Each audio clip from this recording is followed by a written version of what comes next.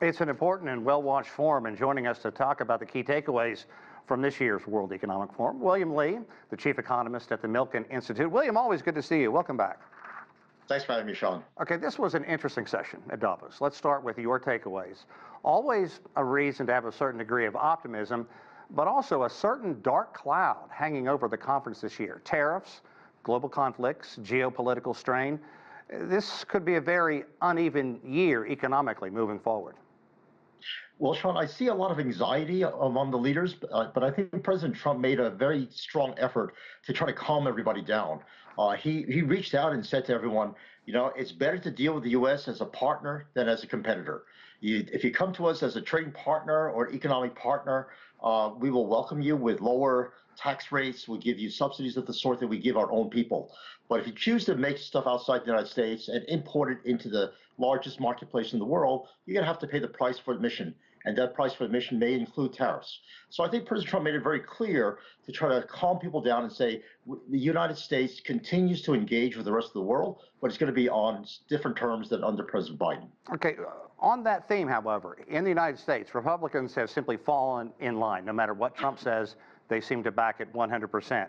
But if you look at what's happened, China, the EU, Mexico, Canada to the north, they've all responded very differently in the 5 days that Trump has been in office. So when you talk about what Trump said, yes, if you want to work with us, we're going to offer you a way to do this to the best of your economic outcome. But he's basically saying work on our way or not at all. Well, Sean, he's actually saying if you want to come to the United States, then do it on our terms. But if you choose to stay at home, you're free to do that. And I think the anxiety that you mentioned about the European allies and people in China, it's the uncertainty about how to deal with the United States. The one thing President Trump has shown himself to be is unpredictable. And that's a hallmark of his business style, and now was the hallmark of his first term, and I think it's going to be a hallmark of Trump 2.0. The uncertainty that he poses out there gives him a strong bargaining position. But as good businessmen and politicians around the world know, you take the opening moves as opening moves, and then you come back with counteroffers. And I think what we'll see here are more opportunities for counteroffers, especially bilateral counteroffers, than in the past. President Biden in the past only wanted counteroffers around the table where everyone was meeting. These multilateral agreements, which are very hard to come with. But bilateral agreements are much faster, and I think those are the type that President Trump favors. Okay, you talk about the uncertainty. One thing was certain, and that is protectionism. It has been a big focus. Let's talk about that and international trade, and also how this could affect multinational companies as well. Yeah, I think it's going to make multinationals consider where to produce their stuff. And I think one of the things that President Biden tried to do was to attack globalization by saying we need to secure our supply chains. And that's the theme that President Trump has also taken up. We need to secure supply chains and regionalize production, not allow production to concentrate in one part of the world and be vulnerable to shutdowns of the sort that we saw during COVID. So I think the kind of protectionism that, as you call it, is really a way of reshaping the patterns of trade in a way to secure supply chains, to be able to have more domestic production of vital industries, and allow Europeans and Asians to produce stuff that they need closer to their marketplace. And that, I think, is the theme of all international business models for the last 5-10 years. And I would push back ever so delicately, because it's not me calling it protectionism. I think that's what we heard from other nations and other businesses as well. But let's talk about artificial intelligence, because it is the story out there right now.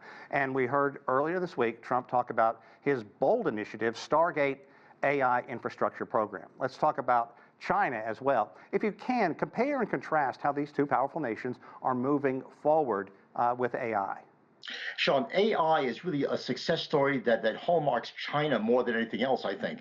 Although we see a lot of the innovations in AI taking place in the United States, President Xi, 10 years ago, in the Made in China 2025 policy that he put in place, emphasized AI and quantum computing and alternative energy vehicles as places where China should make its mark. It should be leaders in the world setting the standards in these areas. AI is one of them. And I think what the effort that President Trump put together, the consortium of investors, was one way of saying either you invest in the United States or you're going to be investing in China. We prefer you to invest in the United States, and we're going to make it a good deal for you to invest in the United States. But the unsaid message is the alternative is to invest in China. Yeah. Let's talk about optimism, because there was a lot of optimism, as there always is in Davos, when you get a consortium of world leaders from business and government together in one area like that. What are your takeaways in terms of global optimism? I think a lot of the global optimism is based on exactly what we just talked about, the AI revolution that's taking place. I think everyone, every country, whether it's in the Middle East or in Asia or in Europe, all see AI as an opportunity to boost productivity. And the one thing that will make all workers and all countries better off is to boost their productivity. So the key is, can we apply AI in a way that allows European companies to be more productive, Asian companies to be more productive, and more importantly, a way for them to trade together to make everyone better off. So I think the optimism there is the productivity enhancements that we see going forward, which is one way also of cutting inflation. Yeah. William Lee, always a pleasure, my friend. Have a wonderful weekend. Thanks for your time. Thanks for having me, John.